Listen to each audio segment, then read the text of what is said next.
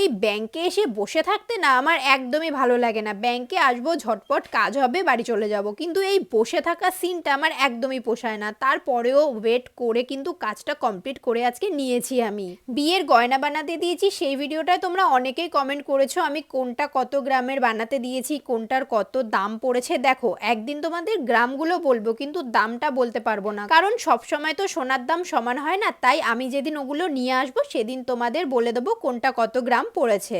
দেখো, ব্যাংক থেকে তো চলে এসেছি, বাড়িতে এসেই বসে পড়েছি আমার এই সরঞ্জামগুলো নিয়ে। তোমাদের সাথে এগুলো না শেয়ার করা হয়নি। এতগুলো ফেব্রিক কালার আমি অর্ডার দিয়েছি, আর এই পুরো বাক্সটার দাম নিয়েছে মাত্র 170 টাকা। জানো তো, এর সাথে আবার দুটো ক্লেও ছিল। এখানে মোট 10খানা কালার রয়েছে। এবার আমি এগুলো কেন কিনেছি সেটা নিশ্চয়ই তোমরা জানতে চেয়েছো। দেখো, আমি তো সুপার ক্লে দিয়ে কাজ করেছি, কিন্তু মোল্ডেড ক্লে দিয়ে কাজ আমি কখনোই করিনি। তাই আমার খুব ইচ্ছে হয়েছে মোল্ডেড ক্লে দিয়ে হ্যান্ডমেড জিনিস বানাতে।